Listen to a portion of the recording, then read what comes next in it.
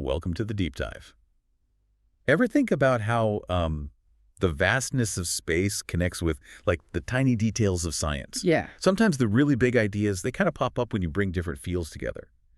Today, our mission is really to explore how ancient spiritual wisdom and some cutting-edge science might actually be pointing towards the same things. By the universe, I mean.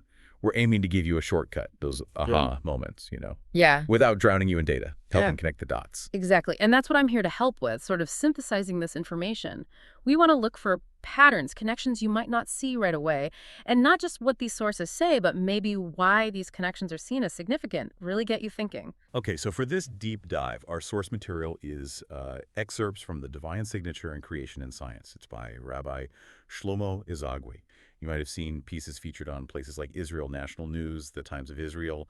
It suggests this really fascinating link between science, spirituality, creation, this idea of a universal divine signature.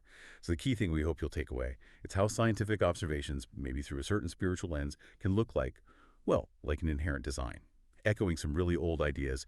And here's where it gets really interesting. The source kicks off with a spiritual angle. It references the high holidays, Rosh Hashanah, Yom Kippur, that time of reflection. There's this prayer, God Almighty, be a king, reign over the entire world, let every created being recognize you as its creator. It presented as this universal call, right, for everything to recognize its source. Right. And what's fascinating is how that resonates historically. Think Maimonides, the 12th century philosopher, huge influence. In his Guide for the Perplexed, he really gets into why the Torah, the Jewish foundational text, starts with creation. Why not laws straight away? He argues it's meant to help us perceive God's greatness. It's a spiritual stepping stone, guiding us to see the grandeur behind everything. And if you think about it, contemplating nature, which we now understand through science, it actually lines up pretty neatly with ideas from Kabbalah, from mystical traditions, these ancient ways of looking for deeper meaning. That's a really powerful way to frame it. And the source suggests that with modern science, we can maybe see what it calls God's thumbprint and DNA everywhere. Yeah. If you look for it, it's kind of presented as this comforting idea, omnipresence, mercy, a grand design behind it all. Exactly. So from this viewpoint, science isn't contradicting the old teachings. It's almost bolstering them, providing new ways to see these connections. It really highlights this often overlooked link between spiritual thought and scientific discovery, the synthesis. And just to pin that ancient perspective down, Rosh Hashanah, specifically, commemorates the creation of the world.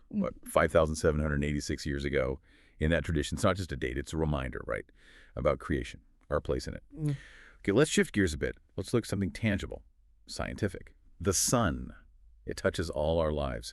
The Torah, Genesis 1:16, mentions God making the two great lights, sun included, placing them in the heavens on the fourth day. So what does that ancient text mean when we look at the science we know today? Well, the sun is just fundamental for the whole universe, and especially for us here on Earth. It's our star, right? The main source of light, energy. It drives photosynthesis, controls our climate, keeps ecosystems going. I mean, without the sun's heat and light, Earth would be, a frozen rock, uninhabitable. And it's gravity that holds the planets, asteroids, everything in their orbits, keeps the solar system stable. On a bigger scale, cosmically, our sun is just one star in this huge cycle, creating and recycling the elements needed for planets and for life. It's this incredible, massive engine. But the core process is almost elegantly simple, isn't it? Okay, let's unpack this. What exactly keeps our star burning? Right, that core process, it's nuclear fusion. And it starts with hydrogen, element number 1 on the periodic table. The simplest one, but incredibly powerful. What happens is, deep in the sun's core, under all that pressure and heat, specifically, 4 hydrogen atoms smash together. They fuse to become one helium atom.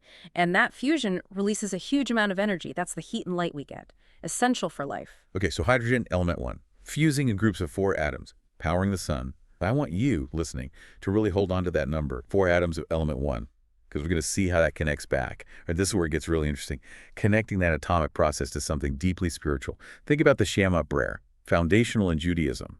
Listen, Israel. The Lord our God, the Lord is one. It's all about divine oneness. Yeah, and what's really striking here is the divine name in Hebrew itself. It's made of exactly 4 letters. Yud, Hey, Vav, Hey, the tetragrammaton.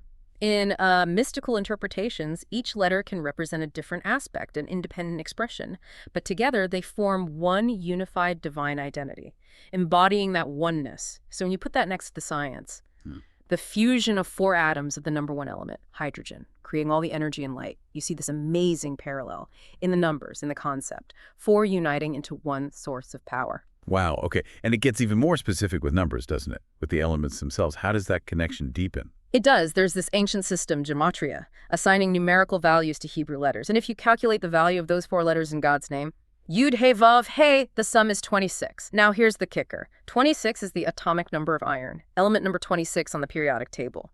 And iron is known for its unique stability in nature. 26. Iron. That's quite a specific convergence. Some might just say coincidence, sure, but why is iron itself so important in stars? Yeah. Beyond just being number 26.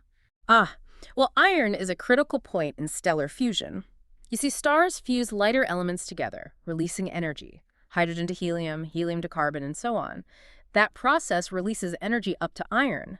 But when you try to fuse iron, or fuse things to make elements heavier than iron, it doesn't release energy anymore. It actually costs energy. It takes energy in. Why? Because iron's nucleus, number 26, is the most tightly bound, the most stable. So fusion effectively stops there in terms of energy production for the star. It's like the cosmic energy cap. The end of the line for energy release in stars.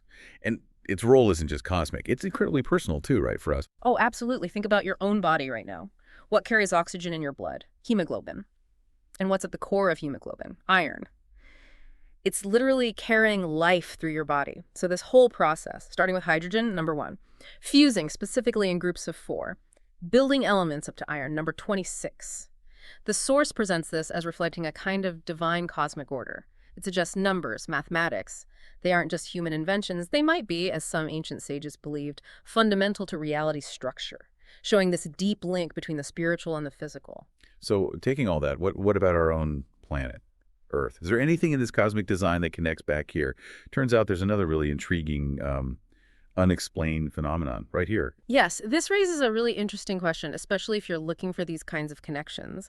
Scientists have observed that the Earth, it pulses. It has this tiny seismic vibration, a tremor, happening roughly every 26 seconds.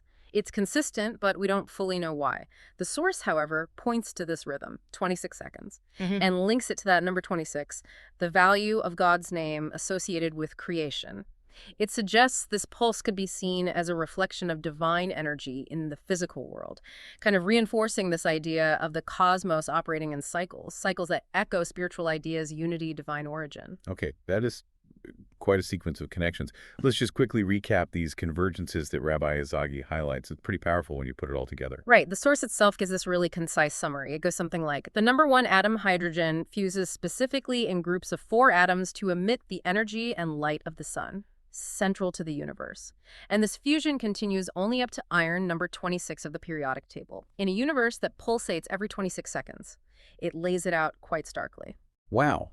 When you hear it like that, it's like the source is saying modern science is acting as a megaphone, amplifying patterns that seem to resonate with these ancient spiritual concepts. That's precisely the perspective offered, yes. This deep dive into the divine signature really hammers home that central message.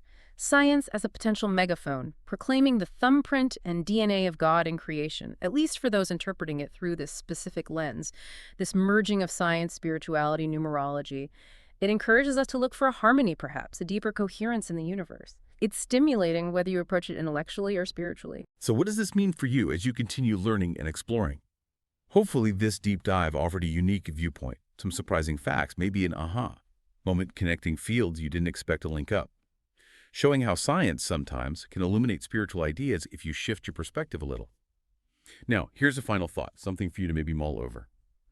How many other potential divine signatures might be woven into reality, waiting for us? Maybe hidden in the fundamental constants, the fixed numbers that govern physics? Or maybe in the rhythms of life we see every day. What other connections might be out there, communicating something profound if we just open our minds and eyes a bit more? Thank you for joining us on this deep dive, exploring that really fascinating intersection where science and spirituality meet. We hope you found it thought-provoking.